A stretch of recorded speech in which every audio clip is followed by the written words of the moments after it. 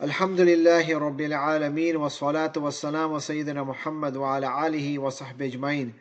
ومن استنى بسنتي بإحسان يوم الدين الحمد لله الذي هدانا لهذا وما كنا لنهتدي لولا أن هدانا الله وإن الأصدق الحديث كتاب الله تعالى وخير الحج حج محمد صلى الله عليه وسلم وشر الأمور محدثاتها وكل محدثة بدعة وكل بدعة ضلالة وكل ضلالة في النار. Assalamu alaikum wa rahmatullahi wa barakatuh.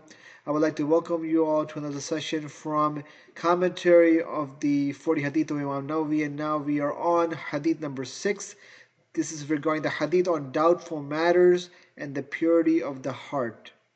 And this is like our previous few Hadith, one of the most important Hadith in Islam, and particularly one of the three most important or the essential Hadith which determine and qualify the properness and validity of ibadah or actions that we do in our daily lives. And this is the Hadith on doubtful matters. So let us inshallah begin this great Hadith and its recital. So now let's go to the recital of this great Hadith. عن أبي عبد الله نعمان بن بشير رضي عنهما قال سمعت رسول الله صلى الله عليه وسلم يقول إن الحلال بين وإن الحرام بين وبينهما أمور مشتبهات لا يعلمهن كثير من الناس فمن اتقى الشبهات فقد استبرأ لدينه وعرضه ومن وقع في الشبهات وقع في الحرام كالراعي يرعى حول الحمى يوشك أن يرتع فيه ألا وإن لكل ملك حمى ألا وإن حمى الله محارمه ألا وإن في الجسد المضغة إذا صلحت صلح الجسد كله وإذا فسدت فسد الجسد كله ألا وهي القلب رواه البخاري. And the translation: on the authority of Abi Abdullah An-Nu'man bin Bashir radi anhuma, who said, I heard the Messenger of Allah, peace and blessings be upon him, say, truly what is lawful or halal is clear, and what is unlawful or haram is clear, and in between the two are matters which are doubtful, which many people do not know about. He who guards against doubtful things keeps his religion and honor blameless. And he who indulges in doubtful things actually indulges in unlawful things, just as a shepherd who grazes his flock around a pasture will soon graze them in. Beware, every king has a pasture, and the things which Allah has declared unlawful are his pasture. Beware, in the body is a flesh. If it is sound, then the whole body is sound. And if it is corrupted, the whole body is corrupted, and behold, it is the heart. Ala wahi al-qalb. And this is narrated in Al-Bukhari. And it is our tradition that we now look at the narrator and give some pointers about the life of An-Nu'man bin Bashir radhiallahu anhuma. And this was an Ansari companion who was literally 10 years old when the Prophet ﷺ died. Nu'man bin Bashir actually narrated approximately 116 hadith, 6 which are in Al-Bukhari. Okay. It's important to note that many of those hadith he heard were from other companions, not directly from the Prophet ﷺ. And this actually, these hadith were noted or classified as mursal, يعني mursal as-sahaba, not directly from the Prophet ﷺ. And since we're talking about hadith and ahadith, we have to obviously give some points of mustalah hadith during this 40 hadith series. The general principle is that all the sahaba are accepted and trustworthy narrators. So thus, the mursal hadith from the sahaba are in general accepted because of this important point. Note that most mursal hadith, like for example the tabi'un, are da'if, except if the tabi is top notch. Okay, so most mursal narrations from the tabi are da'if, except if certain cases where some muhaddithun put the tabi as a exemplar narrator without any defect. Okay. But from the Sahaba, a more so hadith which was not heard directly from the Prophet ﷺ, they're accepted. But in this case, An-Nu'man bin Bashir says, سَمِعْتُ رَسُولُ اللَّهِ. So he heard this directly from the Prophet ﷺ, and this was when he was most likely 10 years or younger. His father Bashir was the first Ansari who pledged allegiance to Abu Bakr. This is after the death of the Prophet ﷺ. Okay. And Nu'man bin Bashir is also unique in that he was the first child after the Hijrah to be born to the Ansar. Remember, Ibn Zubayr was the first Muhajir after the Hijrah. There was a rumor that Muslims were cursed because they left their religion, and there were some incidences of miscarriages, and the birth of Ibn Zubayr and Nu'man bin Bashir dispelled those myths. Nu'man bin Bashir also was one of the few Ansar who supported Muawiyah in the battle of Siffin. This was fought in the year 657 between Ali and Muawiyah anhuma, and Nu'man bin Bashir served as the governor of Kufa until the reign of Yazid bin Muawiyah. In the reign of Marwan ibn Hakam, he was the governor of Homs, a town in Syria. And Nu'man actually was killed as a result of him actually going towards and pledging allegiance to Ibn Zubayr after the reign of Yazid, and the people of Homs unfortunately killed him because he swerved in terms of his allegiance from the Umayyads to that of Ibn Zubayr radiallahu anhu. Now let's transition to this great hadith. From this hadith, we see that there are three categories of actions. Okay. One which is lawful, one which is unlawful, and the third which are the doubtful matters. Umurum mushtabihat. The ulama are of the opinion that the vast majority of actions actually fall into the first categories, that being clearly halal or clearly haram. As in the first words of the hadith, إِنَّ الْحَلَالُ بَيِّنْ وَإِنَّ الْحَرَامُ بَيِّنْ. So only a small number of the actions actually fall into the third category, which are the doubtful actions.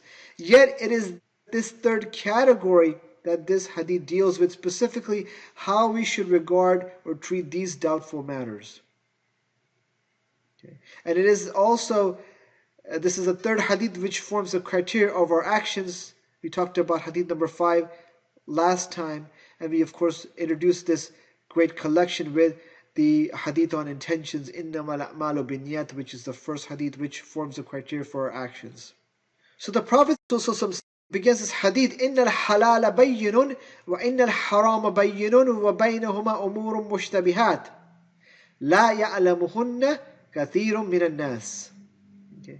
And here is an introduction to the mushtabihat, the doubtful matters. And these doubtful matters have been explained by the scholars in different ways. Linguistically, if something is mushtabih, then it is mixed. One cannot differentiate between it and something else. This is because of its inner nature of being mushtabih. In the Quran, Allah subhanahu wa ta'ala mentions that the mushtabihat are those matters which are opposite to the muhkamat, the clear-cut ones. هو الذي أنزل عليك الكتاب منه آيات محكمات هن أم الكتاب وأخر متشابهات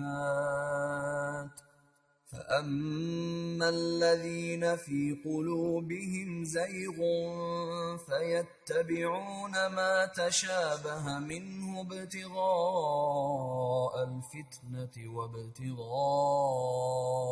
تأويله وما يعلم تأويله إلا الله والراسخون في العلم يقولون آمنا به كل من عند ربنا وما يذكر إلا أولو الألباب. Allah Azza wa Jal says, it is He who has sent down to you, O Muhammad, the book. In it are ayat precise. They are the foundation of the book, and others unspecific. Mushtabihat. As for those in whose hearts is deviation, they will follow that of it which is unspecific. Mushtabihat. Seeking discord and seeking an interpretation suitable to them. And no one knows its true interpretation except Allah. But those firm in knowledge, وَالرَّاسِخُونَ فِي الْعِلْمِ, say, we believe in Allah, all of it is from our Lord. And no one will be reminded except those of understanding. This is in Surah Al-Imran, ayah number 7. So if a person is not sure about a ruling of a certain matter, then he should avoid that thing until it becomes clear to him, either as halal or haram, and by perhaps asking a scholar or the like, the one who is more knowledgeable. Okay. And this can be due to one of three reasons in terms of them not knowing the matter, whether it's halal or haram. Number one, either the scholars have not reached a verdict. The Muslim should stay away from those matters until he gets clarification or a scholarly ruling. Okay. And please note that some fiqh opinions have legitimate differences. Okay? Like for example, between the madahib, does wudu break with accidentally touching the opposite gender? This becomes an issue when you're doing tawaf around the Kaaba, and it's almost, in the Hajj, is almost so difficult to avoid touching accidentally someone of the opposite gender because of the volume of people in the Haram Sharif. Another is a valid opinion which is regarding the reciting of the Fatiha in the prayer out loud, or we follow the Imam's reading. In the Quran, Allah subhanahu wa ta'ala says, فَإِذَا قُرِئَ الْقُرْآنُ فَاسْتَمِعُوا لَهُ وَأَنصِتُوا لَعَلَّكُمْ تُرْحَمُونَ. Allah subhanahu wa ta'ala says, when the Quran is recited, then listen to it and be quiet. Perhaps you will then get rahmah or mercy. So this is a ruling where many scholars mention that you follow the recitation of the Imam recites the Fatiha for you because of this ayah. But then there's another fiqhi opinion where, for example, Imam Bukhari supports where you recite the Fatiha because of certain very authentic hadith regarding the fact that the Fatiha is farther in terms of the prayer. Anyway, both opinions are valid, and this is something which there's a fiqhi opinion which has a legitimate difference, and you stick with one or the other, it's not one of the mushtabihat, the doubtful matter. But there can be others. So for example, also there's fiqhi opinions regarding eating the meat of the people of the book, dhabiha or KFC. I mean, is it okay to eat the meat of a Christian and they do not slaughter it in a dhabiha fashion? Okay. There is legitimate difference of opinions. Of course, the afdal opinion, Allahu Alam, is that it is better to avoid, for example, the meat of KFC and McDonald's, and there's other issues as well regarding, like for example, the European cut and the mass slaughtering in terms of the vertical and European cut, and that being allowed in general. And for example, as per the American Muslim jurists of North America, or AMJA, the four madahib have deemed the vertical or European cut in terms of slaughtering as not allowed. These are fiqhi opinions where we should not divide the ummah or fight between people in terms of a opinion which may be less afdal, because these are minor issues. These things you have to stay away from in terms of the realm of debating and division, because that's something which is clearly haram. Okay, so we have to take the road of wisdom, take the road of avoiding any type of division in the ummah on those matters where there's ikhtilaf, legitimate ikhtilaf on, even if it is the less afdal or the less preferred opinion.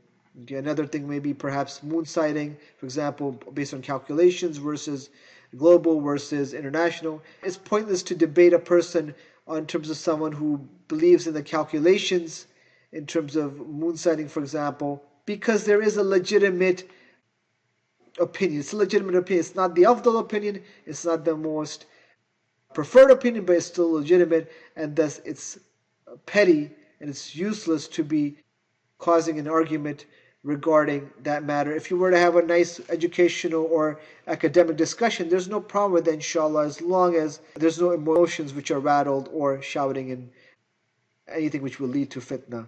Allahu a'lam. So let's go back from that tangent and go into the topic. So there's also a topic or a term which is called khuruj min al-khilaf. So what is that? This is basically if scholars differ about something, saying that, as we talked about, something is halal while others say it's haram, it is recommended to keep away from the difference, not performing that action. Or, for example, some say a certain matter is wajib, and while others say it's simply not recommended, then it is recommended to perform that action. And this is where a way where you do not fall into the difference of opinion and basically take the safer road. Rasul says, فَمَنِ اتَّقَى الشُّبُحَاتِ فَقَدْ اسْتَبْرَعَ لِدِينِهِ وَعِرْضِهِ. He safeguards himself in terms of his religion because he has done what is obligatory upon him. He did not fall into these doubtful matters. So he cleared himself of falling into haram. And that's the key thing here. It's not going into technicalities. It's not hair splitting.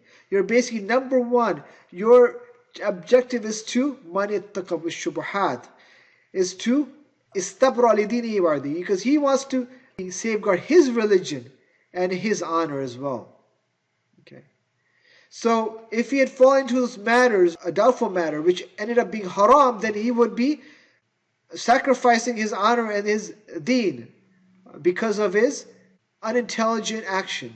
So those matters would have been haram, and therefore he would have committed haram. So furthermore, we say that he is not excused due to his ignorance. So he cannot plead ignorance because of what is obligatory on him is to keep away from the doubtful matters of this hadith. Because no one is perfect. Everyone has deficiencies in knowledge.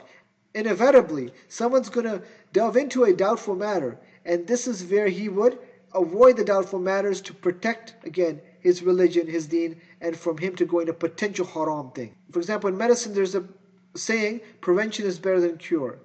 So the better road, for example, is to avoid getting into a medical problem by keeping yourself fit, keeping yourself healthy. Then, for example, setting yourself up for diabetes or high blood pressure because of your diet or because of your lifestyle. Prevention is better than getting the problem and then fixing it with medication and after you already have the ailment. Okay. So you safeguard yourself from avoiding these shubhat. And from this hadith also, we can also derive that Muslims should not fall into matters which will make other Muslims speak about him. Rather, he should be aware of doing things which can be detrimental to his honor. So it's important we also safeguard and make sure we keep our honor pristine. Okay, we do not want our honor to be tainted because this is something which is very sanctified for every believer. And the hadith continues where the Prophet ﷺ says, وَمَنْ وَقَعَ فِي الشُّبُهَاتِ وَقَعَ فِي الْحَرَامِ كَالرَّاعِ يَرْعَى حَوْلَ الْحِمَى يُوشِكُ أَن يَرْتَعَ فِيهِ. And so the Prophet ﷺ says, continues, and the one who indulges in the doubtful things, the one who falls into the doubtful matters, then he also indulges into the haram matters, into the unlawful things. Just like كَالرَّاعِ يَرْعَى حَوْلِ الْحِمَى, just like the shepherd who grazes his flock around a pasture and will soon graze them in. يُوشِكُ أَن يَرْتَعَ فِيهِ. And then he says, أَلَا وَإِنَّ لِكُلِّ مَلَكٍ حِمَى. And indeed, beware, every king has a pasture. وَإِنَّ حِمَى اللَّهِ مَحَارِمُهُ. And the things which Allah has declared unlawful are His pasture. The Arabs had a custom that the nobles among them would have private land for their cattle to graze in. It was not allowed for the shepherds to bring their sheep in the private grazing land to graze in. Anyway, if this shepherd were to bring his sheep close to the private land, it would be almost inevitable that some of the sheep would go and graze therein. Therefore, the shepherd would ensure that his sheep would not go anywhere near the private grazing land. And thus this simile to this pasture being the maharimu of Allah Azza wa Jal. So this example shows that the Muslim should steer away well away from the haram, and indeed the matters which are close to haram, yani the doubtful matters, lest he falls into the haram itself. So here the Prophet ﷺ is using an analogy. The doubtful matters are compared to an open pasture which has no clear visible boundary. Based on the wording of the analogy, we can say that the doubtful matters are likely to be associated with unlawful things. Furthermore, the shepherd should be extra cautious around the pasture of a king versus other people. Okay. Thus, he will inevitably fall into the haram, the one who engages persistently in the doubtful matters relative to himself. This is setting a principle for us to stay on the sirat. Remember, we mentioned in medicine the principle of prevention is better than cure. Okay. So we protect ourselves many times in the religion by avoiding things which, even if it's allowable, which can perhaps open a door for haram to happen. And this is a very important principle, a fiqh principle in the deen as well for us, because all of us are different. There may be situations where there is a halal matter which is okay, technically maybe halal, can actually open up a door to haram. For example, to stay up late at night without a valid excuse, just chatting, idle entertainment, and what can happen is that the individual can miss a wajib, such as the Fajr Salah in the early morning. Okay. And there's many other issues as well. For example, in Western societies, technically, for example, for the men, even though it's halal to marry one from Ahl al-Kitab, the scholars in general warn against that because the Western society is not like a typical Islamic country. Often the rights the husband has over his children are usurped and go to the wife, and if she is not a Muslimah, it becomes a very big problem, particularly for the kids. Anyway, for example, one sheikh who used to be in the States, Sheikh Ibrahim Najm, who was valedictorian of Al-Azhar, he did, for his PhD, he did some studies regarding the marriages from Ahl Kitab in this country, and what he found was that they were, for the most part, utter failures for the family, and left such devastating effects that he came to the conclusion that it's haram to have such a marriage here, for example, in the United States. So basically, some matter may be technically or labeled as halal or mubah, but inevitably, if you look at the greater picture, it's actually, because of the situation at hand, it can actually become something makruh, or even in cases haram, as per certain scholars. So we have to be broad-minded. We also have to have a proper perspective and more foresight into our deen, and even some matters which may technically be labeled generally mubah or allowed. Anyway, going back to this topic and this hadith, here, as we mentioned, analogy, the doubtful matters are compared to an open pasture with no clear visible boundaries. And then we go now to the main point of this hadith, where the Prophet ﷺ says, وَإِنَّ فِي الْجَسَدِ مُضْغَةً إِذَا صَلَحَتْ صَلَحَ الْجَسَدُ كُلُّهُ. Where the Prophet ﷺ said, and indeed there is a piece of flesh, when it is sound, then the whole body is sound, all of it. وَإِذَا فَسَدَتْ فَسَدَ الْجَسَدُ كُلُّهُ. And if it becomes diseased, فَسَدَتْ, then the whole jism or the whole body will also become diseased. أَلَا هِيَ الْقَلْبِ. And alas, it is the heart. And this is the main point of this hadith. If the heart is sound, strong and full of iman, then inshallah the whole body will be sound and strong. We will be more responsible and aware of our obligations as well. Okay.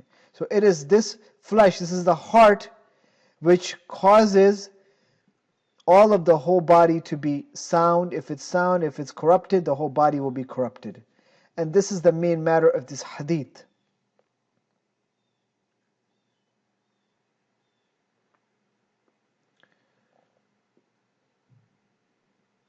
So, the great actions, such as the principle of Tawheed, are performed by the heart. On a superficial read of this hadith, one may wonder what the heart has to do with this hadith. But indeed, it is a heart that has everything to do with this great hadith, it is from the heart that we glorify Allah Azza wa Jal. It is also the heart which prevents us from doing that which is haram. So if the heart is sound, free from weakness, and full of iman, it will prevent us from committing that which is haram. And this does not only include the muharramat, or the things which are haram or sinful actions, but also the makruhat, the disliked actions, and also the mushtabihat, the doubtful matters. Only one whose heart is strong and sound is capable of avoiding that which is doubtful from this heart. This is because the heart is full of love and fear towards Allah Azza wa Jal. But as for the one who has diseased heart, with weak iman, then he will inevitably indulge into the doubtful matters, like the sheep which is grazing on this pasture right next to this prohibited land. Gradually the owner of such a heart will indulge in that which is makruh, and then this will lead him also to commit that which is haram. So we have to stay away from the makruhat also and mushtabihat, because again prevention is key. Prevention of something bad. Because when we're already in the bad, we're just putting out a fire now. Backtracking, tawbah, istighfar. But if to prevent this whole thing from happening, that's the key thing. And this is the most intellectual or the intelligent way to deal with these matters, as in this hadith. So going forward, okay, avoiding the doubtful, the life of Imam al-Bukhari. Okay. So there's a special relationship to this hadith and also Imam Bukhari, because he actually placed this hadith as the first one in his chapter on Kitabul Buyu, or the chapter on trading in his Sahih, Jami al-Sahih. And this is not just something which was random. Okay, why did he start with this hadith in Kitabul Buyu? Well, there are several reasons. Okay. One of them is that business, or in business, there are many things which are doubtful. Furthermore, cheating and dishonesty are common in transactions in business. Another is that there can be sometimes doubt in the things that we buy or sell. Okay. So thus in buying and selling, both the buyer and the seller should exercise caution and honesty as well in the dealings, in their transaction. Okay. And this is where also Imam Bukhari placed this hadith for this reason, because our dealings need to be based on that which is evident and lawful, and all that is doubtful should be avoided. So Imam Bukhari, he was of course the greatest muhaddith in the history of Islam perhaps, but this was not just his only strength. He was also a faqih. Okay. In Sahih Bukhari, for example, his fiqh can be noted in many ways. One is the way in which he gave titles for each chapter of his book. He would choose a particular statement which he would actually use for the title of the chapter, and his fiqh reflected the way in which he recorded his hadith, where they were placed, and also the repetition of certain hadith. And this work, Sahih al-Bukhari, is regarded as the most authentic source of the hadith, and is a reflection of the great care of Imam Bukhari, and also in his great hirs to avoid the doubtful. Much of this great trait of caution and honesty of Imam Bukhari is related also to his upbringing. For example, he was influenced by his father in many different ways, even though his father passed away when he was very young. His father said, for example, "In my entire wealth there is not a single dirham of haram, and nor there is a single dirham acquired from anything which I had doubt in." So his father would only bring to the house that which was halal. The food, the drink, the clothing that his father provided to his family were all halal and obtained through halal means only, without a trace of doubt. And this was the environment in which Imam al-Bukhari, Muhammad bin Ismail, was brought up in. It has also been said that whenever his father made a dua to Allah Azza wa Jal, it was answered. So the great care that his father had with regards to the unlawful and doubtful matters was reflected also in the behavior and the attitude of Imam al-Bukhari rahimahullah. So hence this hadith was the choice of the beginning of Kitab al-Buyu.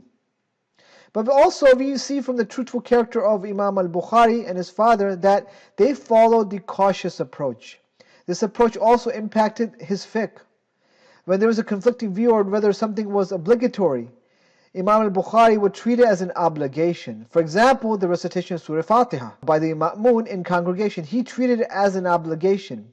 But the point here is not to highlight that fiqh or make that afdal, but in the fact that he followed the cautious approach, which is a strong recommendation from this hadith. And this also leads to the preservation of our integrity as well. Whenever there are controversial issues or views that exist, we should try to follow the cautious approach because it will be the safer one. Going forward, the heart, the principles of Tawheed. One of the Salaf, Bilal bin Sa'ad, said, "Do not look at how small the sin is, but instead look at how great is the one that you have disobeyed." And this was Tabi from Damascus. So no matter how small the sin is, it is evidence that there is disobedience towards Allah Azza wa Jal. So thus, every Muslim needs to take care of his heart. This can be done by practicing the fundamental principles of Tawheed, for example, by loving Allah, fearing and also relying on Him, having full tawakkul. We should put our trust and hope in Allah alone. This includes seeking help and refuge from Him only, so as to ensure that the heart is alive and filled with Iman. Similarly, one should ensure that the heart is free from any type of disease or defects such as greed, arrogance, envy or nifaq. Just like how we want a healthy heart to keep blood flowing, we need a heart with strong Iman to keep it spiritually alive. Unfortunately, in this ummah, great number of hearts are diseased and spiritually dead. Even though they may be praying, even though they may be fasting, but inside there's not much there, because unfortunately many times Islam is practiced according to ritual. So the actions that a person takes are determined by the condition of the heart. It is the pureness of the heart that the scholars of the past and present continue to emphasize. Okay, the heart and fitna. The Messenger of Allah ﷺ said, يَقُولُ تُعْرَضُ الْفِتَنُ عَلَى الْقُلُوبِ كَالْحَصِيرِ أُودًا أُودًا فَأَيُّ قَلْبٍ أُشْرِبَهَا نُكِتَ فِيهِ نُقْطَةٌ سَوْدَاءُ وَأَيُّ قَلْبٍ أَنْكَرَهَا نُكِتَ فِيهِ نُقْطَةٌ بَيْضَاءُ حَتَّى تَصِيرَ عَلَى قَلْبَيْنِ على أبيض مثل الصفا فلا تضره فتنة ما دامت السماوات والأرض والآخر أسود مربادا كالكوز مجخيا لا يعرف معروفا ولا ينكر منكرا إلا ما أشرب من هواه. So here the Prophet ﷺ said, fitan will be presented to men's hearts as reed mat is woven stick by stick, and any heart which is impregnated by them will have a black mark put into it. But any heart which rejects them will have a white mark put in it. The result is that there will become two types of hearts. One white like a white stone, which will not be harmed by any turmoil or temptation so long as the heavens and the earth endure. And the other black and dust colored, like a vessel which is upset, not recognizing what is good or rejecting what is abominable, just being pregnated with passion. So the heart which is influenced by fitna will have a black spot on it, while the heart which overcomes such a fitna will get a white spot. Eventually, the heart will become either one of two, one which is pure or one which has become influenced by the fitna until so many black spots contaminated, and then it becomes sealed, okay, and affected by the haram matters. In the latter, the second heart, despite the fact that the heart is still pumping blood, and the heart is actually, in the latter and second case where the heart is dead, despite the fact that it's still pumping blood and beating. This is due to the fact that the iman is not present. So it is important to avoid and keep away from fitan, to have a pure heart. One cannot emphasize this nowadays, since there are innumerable distractions which tempt the heart. So fitna or tribulation can include the following. It can include bad deeds, desires, lusts, doubts, shubuhat, regarding the deen, misconceptions, also violence or persecution, and socio-economic or political crises and problems. The people who are evil promote this and impose it on others. So if a Muslim is not careful, his or her heart has the potential to be corrupted and to be enslaved with desires or evil ideas. So we have to protect our heart and guard its purity. Now transitioning to another topic, which is purification of the heart. Okay. As we emphasize, the key in dealing with the doubtful matters is the heart. Okay. If we really care about the state of our iman, we need to maintain and safeguard our hearts in a good condition. And this will help us in identifying and avoiding the doubtful matters. Then by the grace of Allah Azza wa Jal, we will be able to save ourselves, as Allah will guide us by lighting our hearts with His nur of guidance. However, if we have a weak heart or impure heart, then the doubtful matters will cause this person to go forward and commit haram. Okay. So it is this pureness of the heart, the pure heart which elevates the good actions in and of itself, and also the ibadah that we do.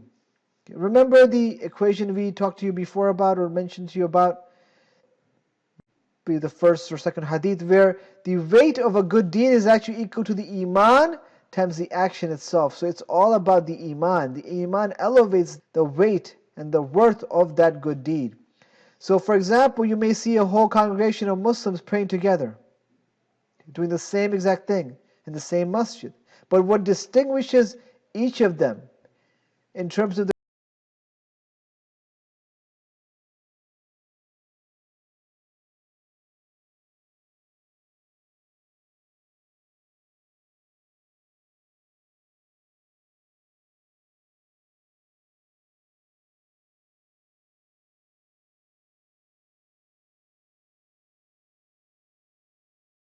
Prophet ﷺ, that dhikrullah will polish the heart. He said, لا يزال لسانك رطبا من ذكر الله عز وجل.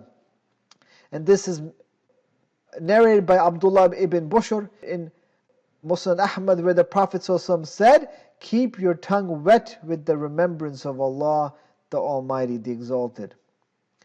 So our regular practice is that we should do the sunnah, or performing adhkar after completing our obligatory prayers.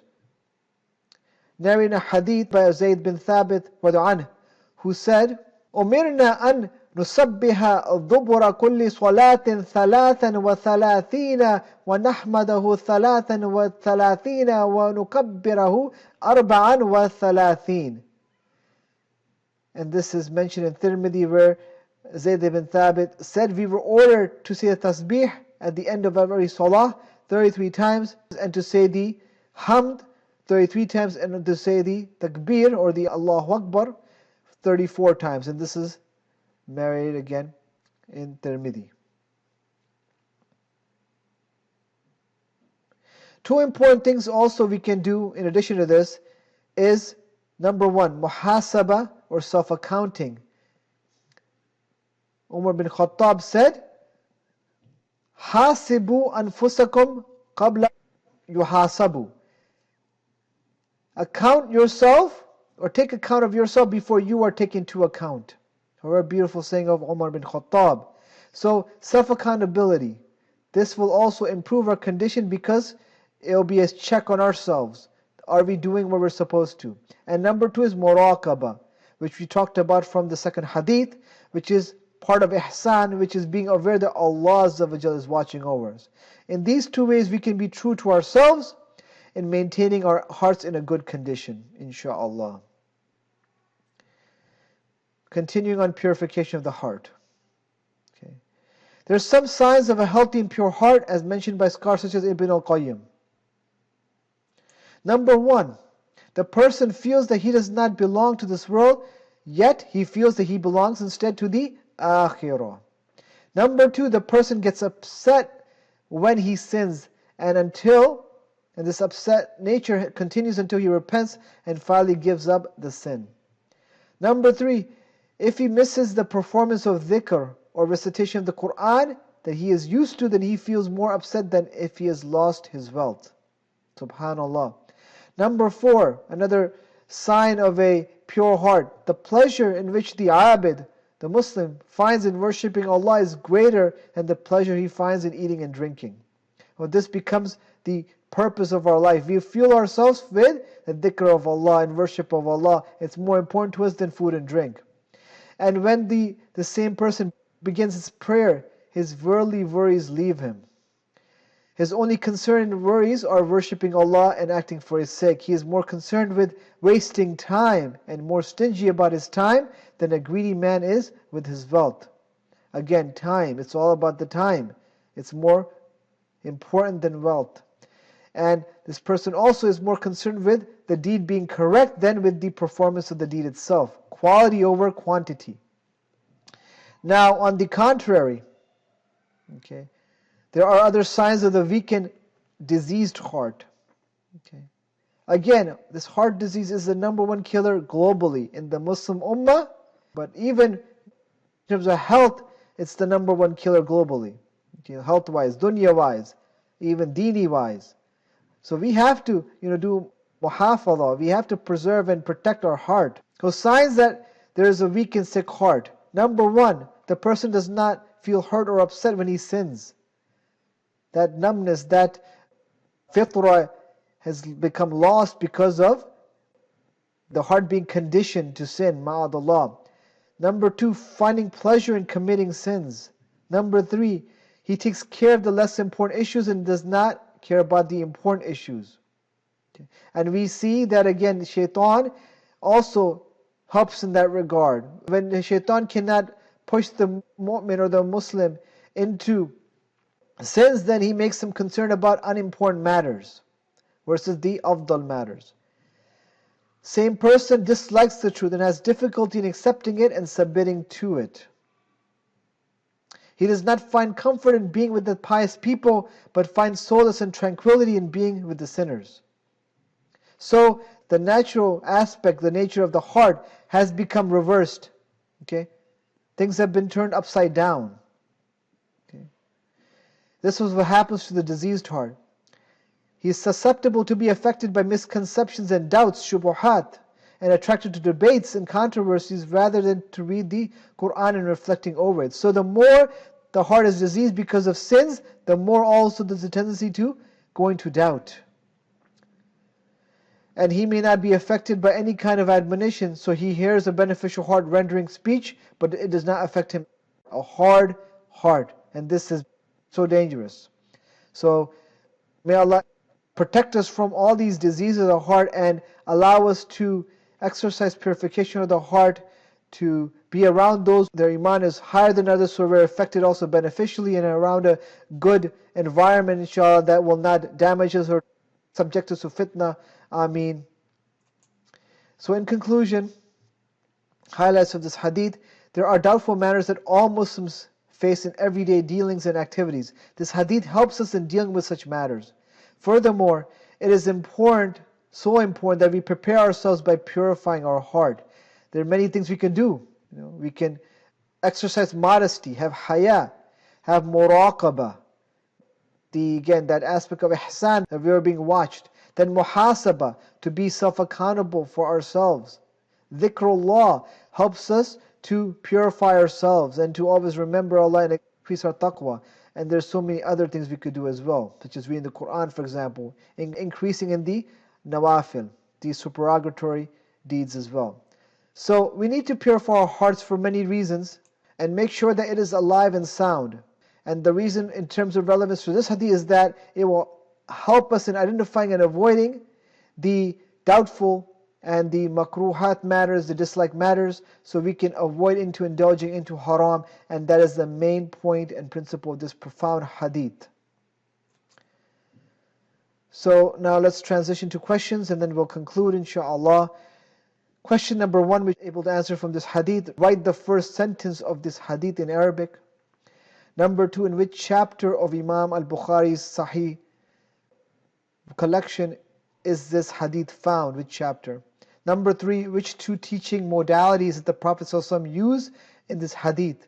Number four, were the other two hadith in this collection that form the criteria by which our actions are judged? Number five, what is Allah's pasture? Number six, what is the main point of this hadith?